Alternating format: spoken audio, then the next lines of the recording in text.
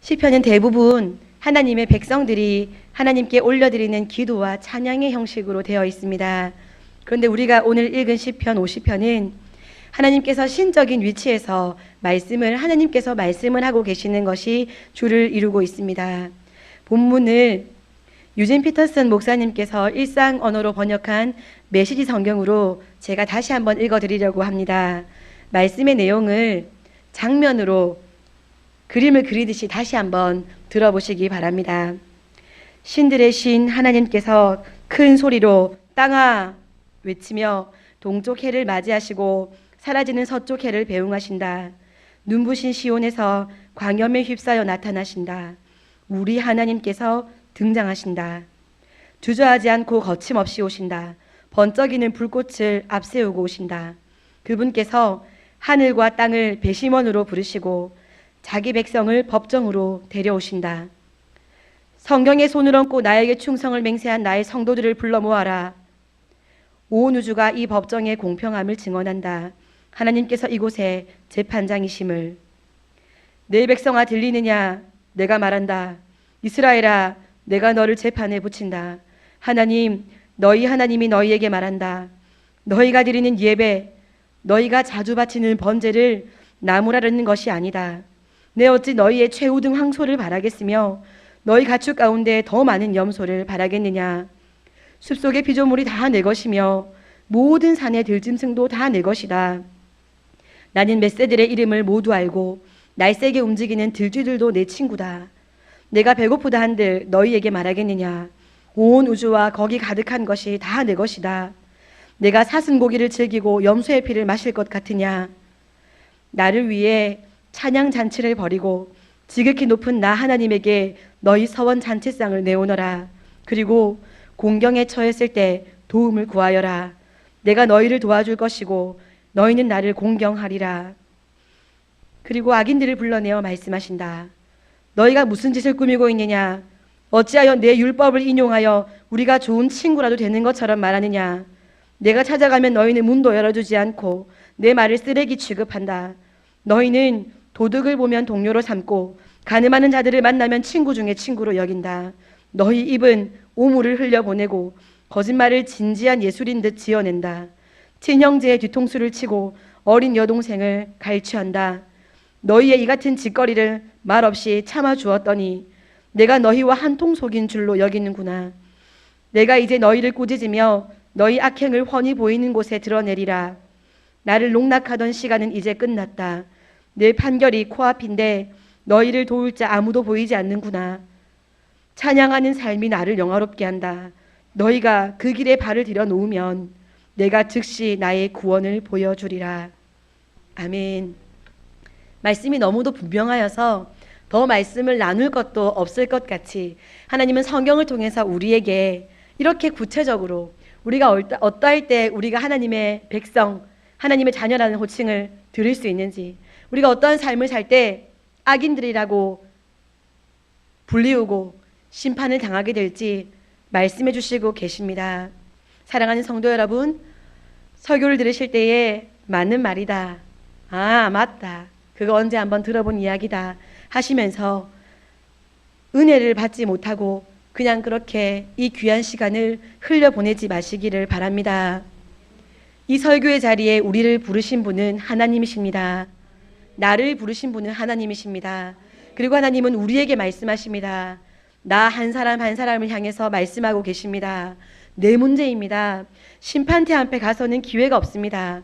지금이 우리에게 주어진 너무도 감사한 기회이니 오늘 이 기회를 다시 붙잡고 다시 달려가는 우리가 되었으면 좋겠습니다. 오늘 본문은 법정의 장면으로 묘사됩니다. 본문에서 재판장은 하나님이십니다.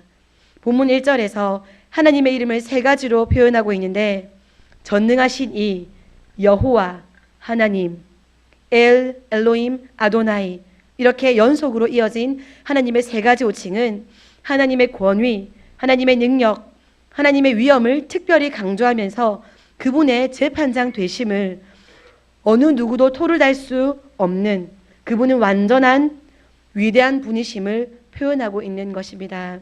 심판대 앞에서 그분이 이러한 절대성과 위엄, 능력으로 우리 앞에 서 계실 것입니다. 이제 재판장으로 등장하신 하나님께서 4절 말씀에서 하늘과 땅, 그 가운데 있는 모든 세상을 증인으로 소환하십니다.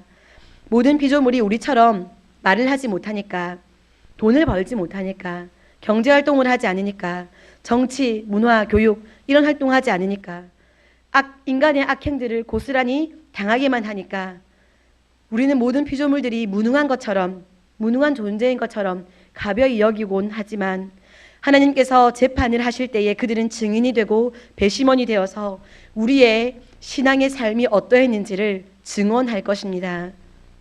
이어서 심판의 대상 피고를 데려오시도록 명령하십니다.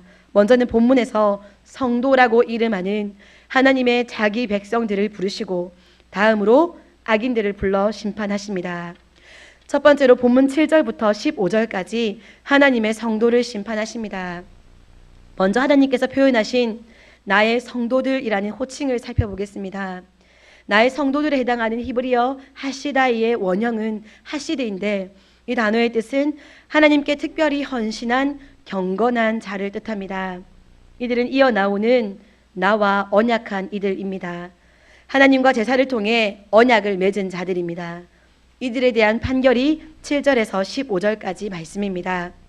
7절에서 하나님은 재판장이 아니라 그들과 언약을 맺으시고 그들에게 은총을 베푸시는 하나님, 곧 너의 하나님이라고 자신을 표현하시면서 말씀을 시작하십니다. 7절, 8절 말씀에서 하나님은 그들의 외면적인 행위인 번제를 흡족하게 여기셨다고 말씀하십니다. 그들은 항상 하나님 앞에서 번제를 드렸습니다. 번제로 대표된 제사의식은 하나님의 백성의 기본적인 의무입니다. 제사의식이 전부일 수는 없지만 외적 표현이 없는 내면은 기대할 것도 없습니다. 표현하지 않는 사랑은 죽은 사랑이다라고 하지 않습니까? 사랑하면 드러나지 않을 수가 없습니다. 하나님은 하나님의 백성이 항상 드려왔던 번제를 포함한 제의를 통해서 그들을 칭찬하고 계십니다. 예배의 형식을 가볍게 여겨서 무교회주의, 탈교회주의로 가는 것을 우리가 경계해야 하는 이유입니다. 형식만을 강조하면서 내면을 잃어버린 것은 문제가 있지만은 내면을 강조하느라 형식을 파괴해야 된다, 형식을 없애야 한다라고 말하는 것 또한 틀렸다는 것입니다. 하나님은 신앙의 형식적인 전통 또한 하나님께서 세우셨고 하나님께서 그것을 받으신다는 것을 기억하시기 바랍니다. 이어서 9절에서 15절까지 하나님은 외면적인 제사만이 아니라 그들의 내면적인 모습에서 드러나는 신앙의 본질이 무엇인지 말씀하십니다. 하나님은 그들이 드린 제물 때문에 자기 백성을 인정하신 것이 아니라고 말씀하십니다. 9절에서 13절의 내용을 요약하자면 하나님은 이 세상의 모든 것을 창조한 분이시기 때문에 우리가 아무리 대단한 것을 드리더라도 모든 것이 원래 하나님의 소유였기 때문에 그런 제물에 욕심이 있는 것이 아니라는 말씀을 하십니다. 하나님께서 기뻐하시는 것은 제물만이 아니라 겉모습만이 아니라 내면의 어떠한 것이다 라는 뜻입니다. 그렇기 때문에 제물을 바치는 겉모습을 보면서 우리가 저 사람 신앙 참 좋다, 저렇게 헌금을 많이 드리다니, 저 사람 참 신앙 좋다, 예배 때 저렇게 예배를 많이 드리다니, 이렇게 우리가 신앙의 깊이를 겉모습만으로 판단해서는 안 될 것입니다. 우리도 마찬가지입니다. 우리가 항상 하나님 앞에서 예배를 드립니다. 그러나 예배 때에 우리 몸이 예배의 자리에 앉아 있는 것이 우리가 드리는 헌금 때문에만 하나님이 기뻐하시는 것이 아니라는 것을 우리가 기억해야 합니다. 물론 예배의 자리에 앉아 있지도 않으면서 하나님께 예물 드리는 것을 아까워하면서 나는 하나님을 사랑한다, 나는 하나님을 기쁘시게 하고 싶다, 그것은 말도 안 되는 소리라는 것을 다들 알고 계시겠지요. 예배를 드리는 것은 기본적인 행위입니다. 14절 15절을 통해서 하나님께서 기쁘게 받으셨던 신앙의 내면적인 본질이 무엇임을 말씀하십니다. 감사와 서원과 곤경에 처했을 때 하나님께 도움을 구하는 것입니다. 감사는 지난날에 대한 하나님의 돌보심을 기억하며 찬양으로 하나님께 영광을 돌리는 것입니다. 서원은 나의 미래에 역사하실 하나님을 기대하는 것입니다. 내가 오늘에 당한 환난과 공경을 다른 대상이 아니라 나의 하나님께 아뢰는 것, 그것이 하나님께서 내면이 하나님 앞에 바르게 드려지고 있는지를 살펴보시는 기준이 된다고 말씀하시고 계십니다. 인생의 성공은 하나님을 영화롭게 하는 것입니다. 15절 말씀을 보면 이렇게 하나님을 영화롭게 하는 자가 복된 인생이 된다. 이러한 행위가 하나님이 영광 받으시는 삶이다 라고 15절에서 말씀하시고 계시고, 이것이 인간의 제1된 목적을 이루는 삶이 된다는 것입니다. 두 번째로 본문 16절부터 21절까지 악인을 심판하십니다. 악인의 심판에서 언급되는 심판의 주제는 겉과 속이 다른 것, 이중성입니다. 악인이 하나님과의 관계에서의 이율배반적인 행동을 하나님은 심판하십니다. 악인은 제사 때에 하나님의 율례와 언약을 줄줄 잘 암송했습니다.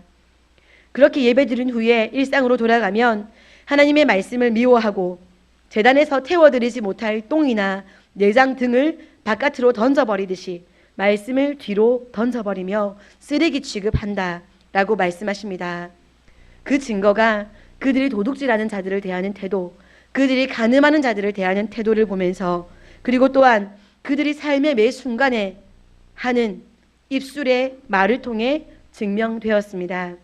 율법은 한 가지의 계명만 어겨도 율법 전체를 범한 것이기 때문에 지금 여기서 말씀하는 율법의 7번째, 8번째, 9번째 계명을 범한 것은 실제로는 10계명 전체를 어기며 산다는 뜻이고 하나님의 말씀 자체를 가벼이 여긴다는 말씀입니다.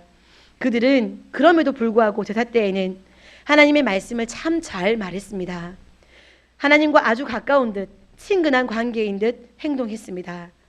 그들의 실제적인 삶은 하나님을 미워하고 하나님을 경홀히 여기고 그분을 두려워하지 않는 삶을 살았음에도 불구하고 말입니다. 이렇게 그들의 삶은 겉과 속이 너무나도 달랐습니다. 악인이 이렇게 이중적인 삶을 살았는데, 이들이 이렇게 이중적인 삶을 살게 된 것의 시작점은 그들이 신이라고 부르는 하나님을 사실은 사람과 같이 여겼기 때문입니다. 자신들과 같이 여겼기 때문입니다. 하나님이 인간과 같이 유한하기 때문에 자신들이 악을 행하는 것에 대해서도 침묵하고 계신다고 생각했습니다. 내가 분명히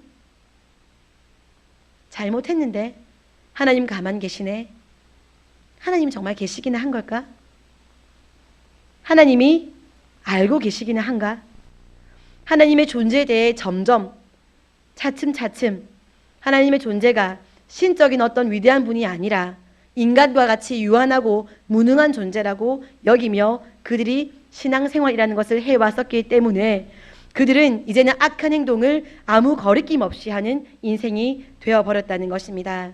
하나님께서는 악인들의 회개를 기다리시는 유예기간으로 그들에게 기회를 주시고 그들을 참고 기다려주시고 계시는데, 그들은 그 은혜를 교만한 모습으로 무시하며 살았습니다. 잘못했으면 바로 벌을 주셔야 되는 거 아니야? 벌을 안 주시는 것은 못하시기 때문이겠지 라고 하나님을 인간과 같이 대했다는 것입니다. 이제 말씀을 결론 지으면서 설교를 마무리하겠습니다. 오늘 우리가 본 성경 말씀은 신앙의 내면과 외면, 즉 신앙과 행위가 이원화된 이들에 대한 심판을 경고하시고 신앙과 행위가 일치하는 자들에게는 구원을 약속하시는 말씀입니다. 후반부에서 악인들이 나오는데 이 악인들의 신앙이 삶의 모습과 일치하게 되지 않게 된, 일치하지 못하는 이유가 무엇인 줄 아십니까? 이들의 내면과 외면, 예배 때의 모습과 그 삶의 모습이 이원화되었던 이유가 무엇인 줄 아십니까? 22절 말씀에 그 이유가 나와 있습니다. 다 함께 22절 말씀을 읽으시겠습니다. 시작. 하나님을 잊어버린 너희여, 이제 이를 생각하라. 아멘. 악인이 악을 행하여 심판을 당하고 죄가 낱낱이 드러나고 부끄러움을 당하고 사자에게 찢겨 죽듯이 그 인생과 영혼이 찢겨지는 것은 그들이 하나님을 잊어버렸기 때문입니다. 사랑하는 성도 여러분, 우리 자녀들이 장성한 이후에 자녀들을 보시면 만족스럽게 잘 성장한 자녀들이 많이 있을 것입니다. 그러나 가끔 자녀들의 모습을 통해서 분명히 내가 이 아이가 어릴 때부터 많이 그렇게 하지 말라고 많이 조언했던 부분이 있었는데 우리 아이가 그 모습대로 살아가지 못하는 모습을 보게 될 때가 있을 것입니다. 우리 아이들 예를 아주 쉽게 말씀드리자면 아이들의 방이 되게 지저분한 것을 보게 될 때요. 부모님께서 분명히 한 번쯤 말씀하셨을 것입니다. 입은 옷은 정돈해 두어라 라고 부모님께서 말씀하셨을 것입니다. 그런데 아이들이 나중에 옷을 정리하지 뭐 하고 옷을 그냥 의자에 탁 걸쳐놨습니다. 한 번. 그런데 어머니가 말씀을 하시지 않고 그냥 그렇게 정리하겠지 하고 지나갔는데 그러다 보니 아이가 옷을 의자에 하나 둘 셋 걸치기 시작하더니 책상 위에 물건이 하나 둘 셋 넷 쌓여가더니 바닥에 물건들이 발 디딜 틈 없이 쌓여가고 결국에 아이 방을 문을 열어보면 깜짝 놀라지 않습니까? 시작점이 무엇이었습니까? 아이가 부모님의 말씀을 기억하지 않고 우리 어머니가 우리 아버지가 이렇게 하지 말라고 하셨다는 것을 지키지 않았다는 것입니다. 그것이 한 번, 두 번 반복되다 보니 아이들의 방은 그 모양이 된 것이고 우리를 속상하게 하는 아이들의 모습들을 볼 때 그 모습은 분명히 부모님이 훈계하였고 가르쳤으나 그 말을 순종하지 않고 하나하나 잊어가면서 아이의 모습이 그렇게까지 발전하게 된 것입니다. 이 악을 행한 자들도 마찬가지입니다. 처음부터 그들이 그렇게 하지 않았을 것입니다. 이스라엘 백성들이 사사기에 이르렀을 때 그들이 그렇게 자기 소견대로 살게 되었던 것은 그들을 애굽 땅에서 이끌어내셨고 그들에게 가나안 땅을 주셨던 하나님을 잊어버렸기 때문에 잊어버리며 사는 시간이 하루가 되고 이틀이 되고 사흘이 되고 나흘이 되면서 그들이 그렇게 결국에는 하나님의 뜻과 무관한 자기 소견에 옳은 대로 살아가는 삶을 살게 된 것입니다. 사랑하는 성도 여러분, 지난 담임 목사님의 설교들을 잘 기억하고 계십니까? 하나님만이 가지신 절대적인 속성 몇 가지였게요? 하나님만이 가지고 계신 절대적인 속성 몇 가지였게요? 몇 가지였을까요? 5가지였습니다. 우리가 이번 주까지 이렇게 들은 하나님의 상대적인 속성, 인간과 공유하시는 속성 몇 가지였게요? 몇 가지였을까요? 공유하는 속성.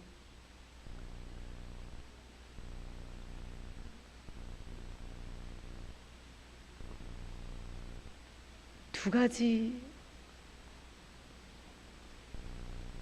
가지였다고 생각하고 있습니다.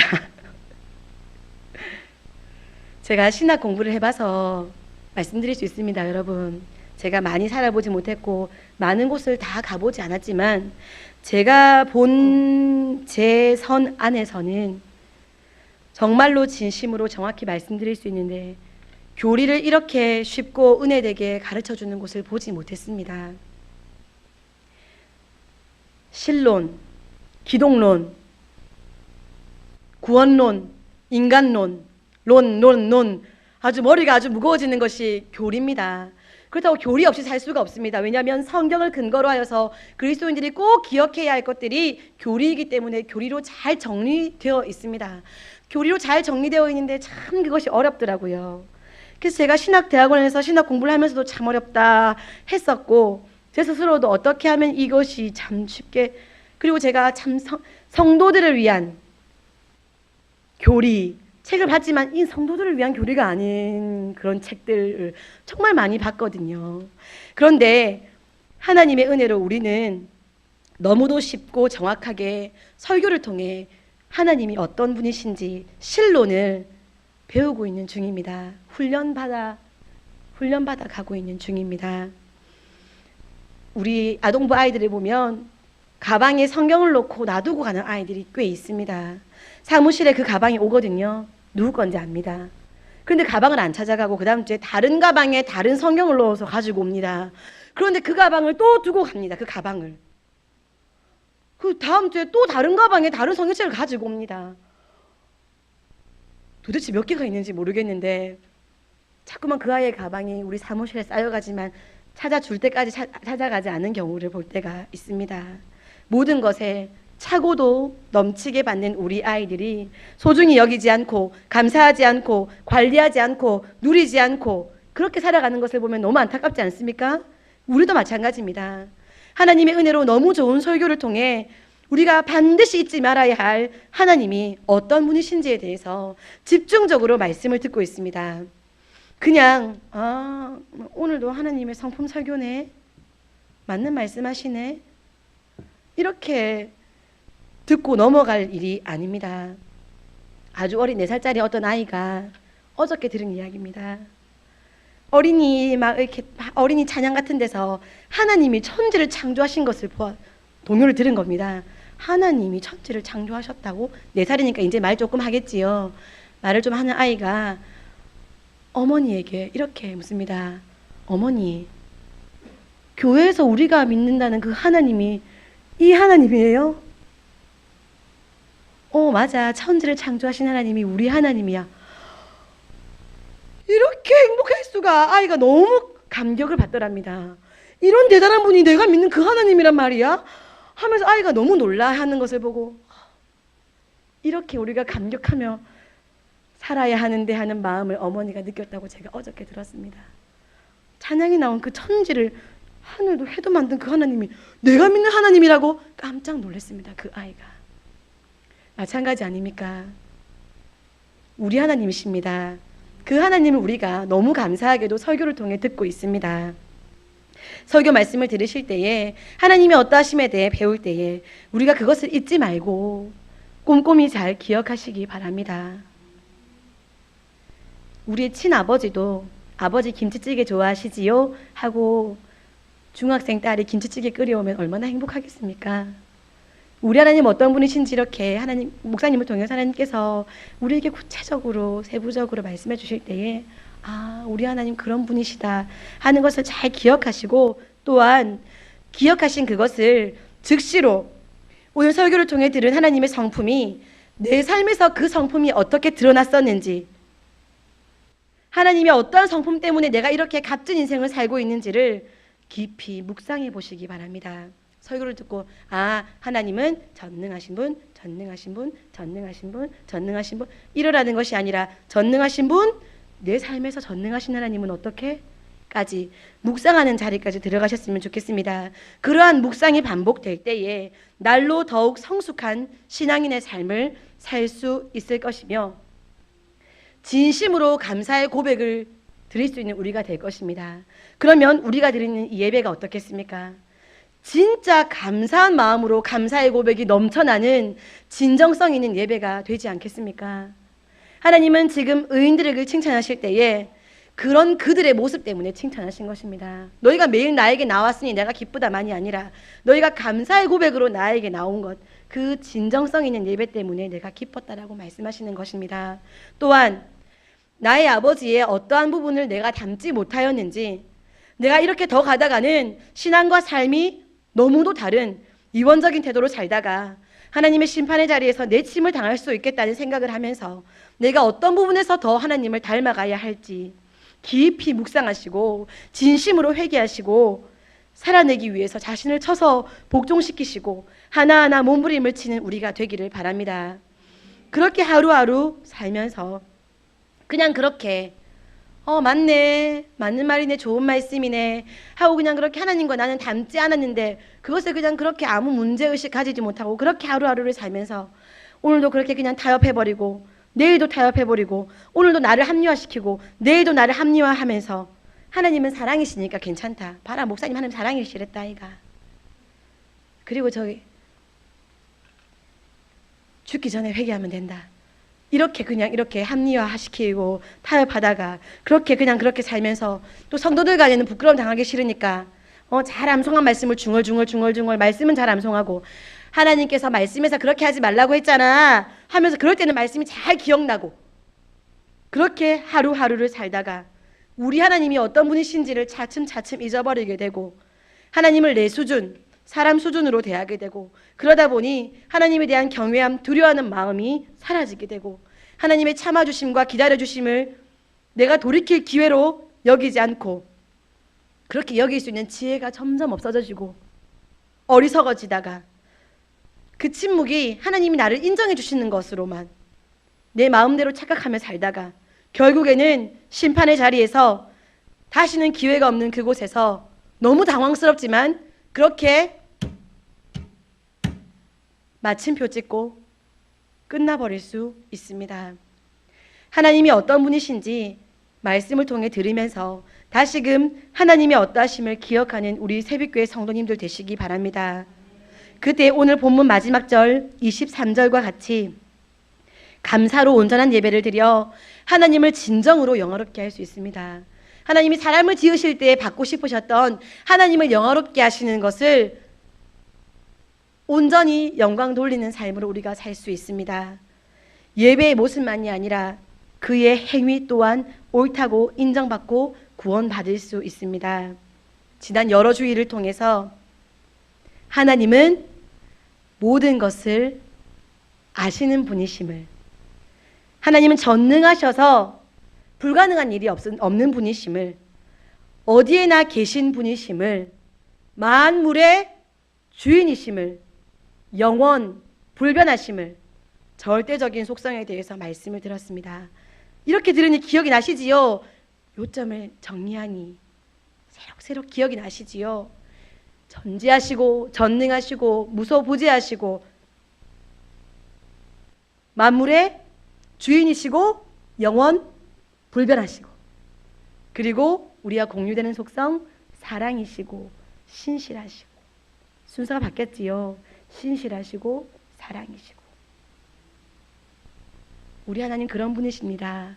오늘 다시금 하나님께서 나를 사랑하셔서 내가 무지하여 말씀을 잊어버릴까봐 다시금 나에게 요점 정리하여 말씀해 주시고, 이제는 그 말씀을 듣고 머릿속에 지식으로 잘 간직했다가 남한테 얘기할 때 쏙 나오는 말씀이 아니라 지식으로 잘 갔던 말씀이 내 마음에 묵상이 되어서 내 삶을, 행위를 더 옳게 함으로 나를 바라보는 모든 필요세계와 나와 관계하는 모든 가족들과 우리 함께 신앙생활하는 동역자들이 행위가 참 올래 하고 하나님 앞에서 말씀드릴 수 있는 그런 우리의 삶이 되도록 어떻게 100점이 있을 수 있겠냐마는 마음의 사모함에 대해서는 100점 있을 수 있으니 우리 성도님들 마음 가운데에 사모함이 100점 되시고 몸부림침은 100점 되는 우리가 되어서 하나님께서 우리를 지으신 목적대로 하나님을 영화롭게 하고 매일매일 정말 진심 어린 감사의 고백이 우리의 예배를 더욱 풍성하게 만드는 그런 우리 새벽교회 공동체 되기를 소원합니다. 기도하겠습니다.